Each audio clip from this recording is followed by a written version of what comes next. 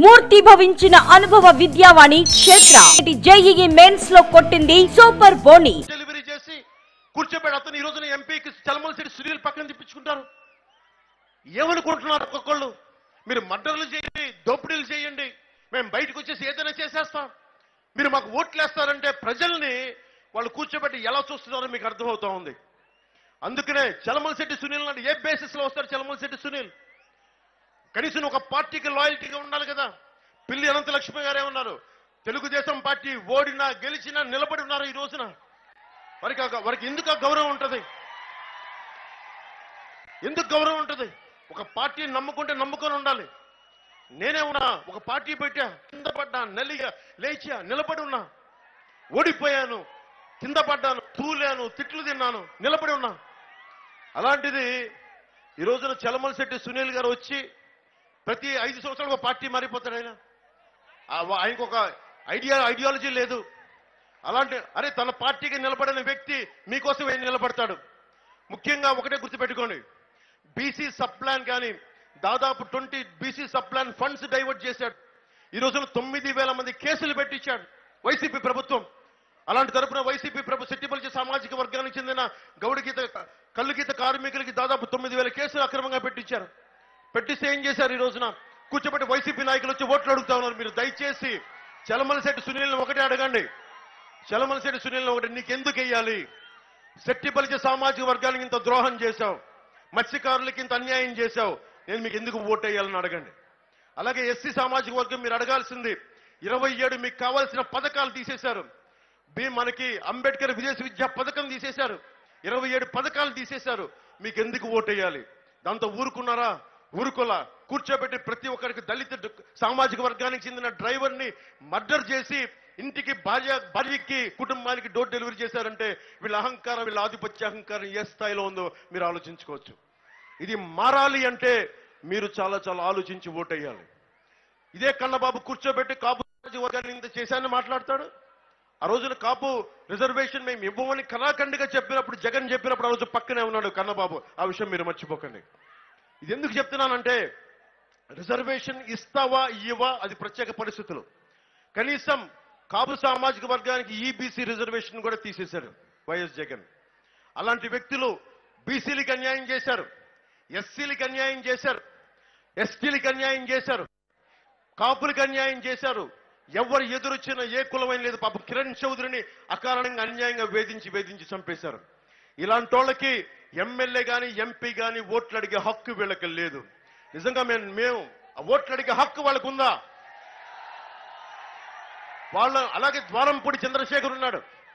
ఎంత పొగరు కాకపోతే అతను అకారణంగా తెలుగుదేశం ఆది నాయకుడిని, ఇంతమంది అనంతలక్ష్మి గారు ఉన్నారు, తెలుగుదేశం నాయకులు పెద్దలు ఉన్నారు, ఇంతమంది నాయకులు అండగా నిలబడి అలాంటి తెలుగుదేశం పార్టీ నాయకుడిని నన్ను కలిపి అహంకారం ఎక్కువై పొగరు ఎక్కువై కూర్చోబెట్టి ఎట్లా పడితే అలా తిట్టాడు.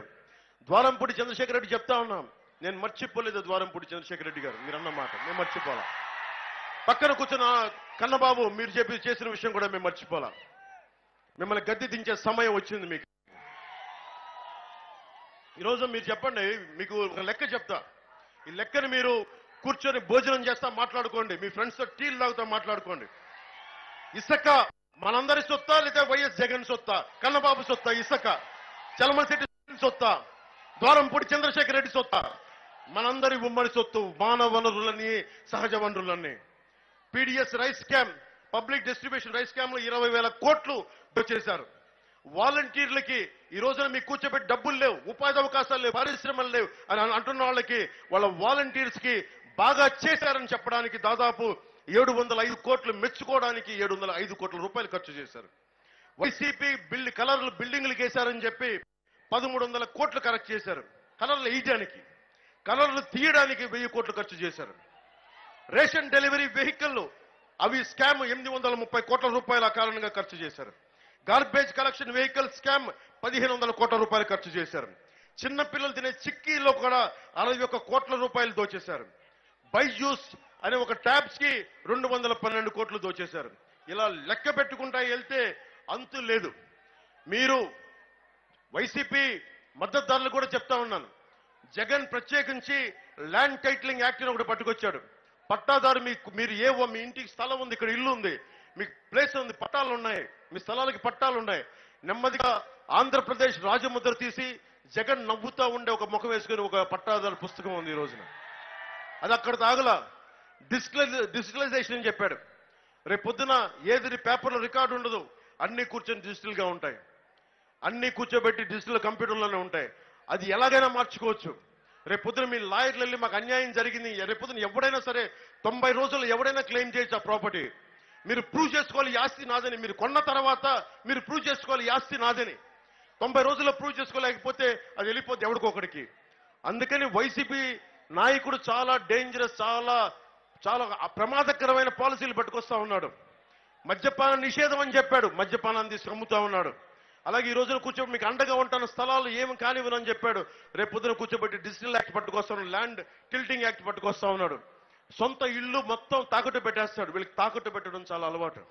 మన ఆస్తులు తాకట్టు పెట్టి మన రోడ్ల మీదకి లాగేస్తారు.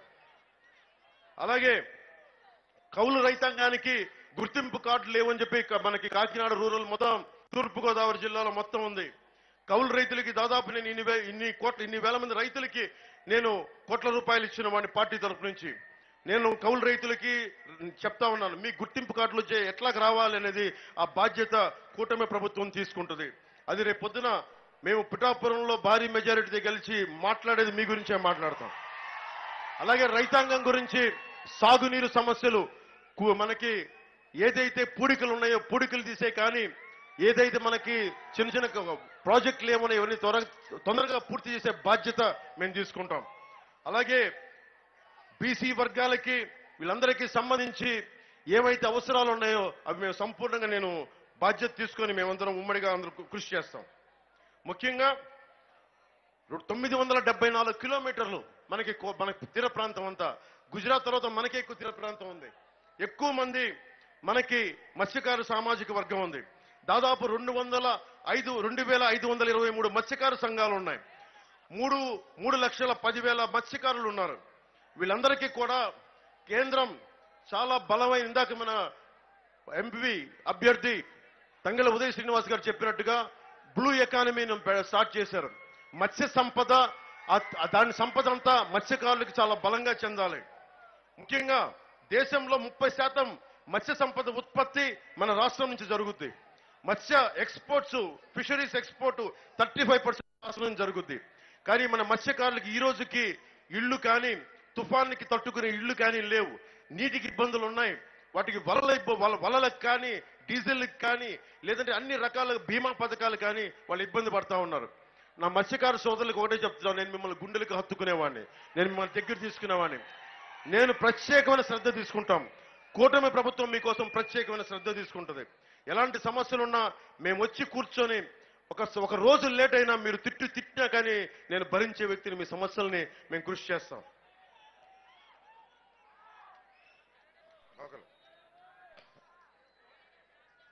పిఎం మత్స్య సంపద యోజన పథకం కింద దాదాపు 37 ప్రాజెక్టులు అనౌన్స్ చేశారు. 448 కోట్ల రూపాయలు, 323 కోట్ల రూపాయలు ప్రధానమంత్రి గారు అనౌన్స్ చేశారు. కానీ వైఎస్ జగన్ ప్రభుత్వం మీకోసం అది ఏమాత్రం ముందుకు తీసుకెళ్ళ. అలాగే మత్స్య సంపద, మత్స్యకారులు ప్రత్యేకించి రమణయ్యపేట, వలసపాకల, వాకలపూడి, తమ్మవరం, సూరారావుపేట ప్రాంతాల్లోని పరిశ్రమల్లోని వ్యర్థాలు సముద్రంలోకి శుద్ధి లేకుండా పంపించేయడం వల్ల మత్స్య సంపద చనిపోతుందని మత్స్యకారులు చెప్తా ఉన్నారు. ఆ పారిశ్రామికవేత్తలతో నేను మాట్లాడి, కూటమి ప్రభుత్వం మాట్లాడి శుద్ధి చేసిన తర్వాత వ్యర్థాలని సముద్రంలోకి పంపించేలాగా ఏర్పాటు మేము కూటమి ప్రభుత్వం తీసుకుంటుంది.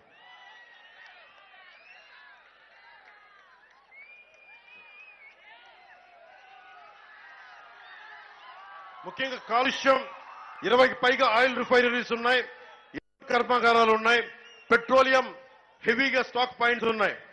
దాదాపు ఇవన్నీ కావాలంటే కాలుష్యం, ఇవన్నీ చాలా డేంజరస్ జోన్ లో ఉంటాయి.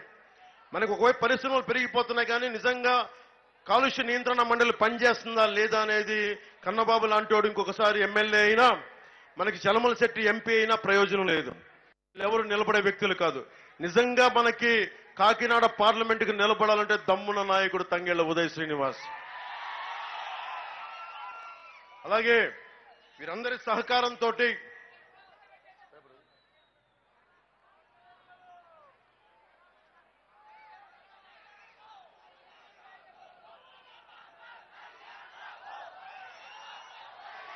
ఇందాక పిల్లి సత్యనారాయణ గారు మాట్లాడుతూ, పిల్లి అనంతలక్ష్మి గారు మాట్లాడుతూ, అలాగే మన వెంకటేశ్వరరావు గారు బీజేపీ నాయకులు మాట్లాడుతూ చాలా విలువైన అంశాలు తెలియజేశారు. మేమందరం ఈ రాష్ట్ర స్థాయిలో చంద్రబాబు గారు నేను ఉన్నాం, కేంద్ర స్థాయిలో నరేంద్ర మోడీ గారు మన రాష్ట్ర నాయకత్వం ఉంది.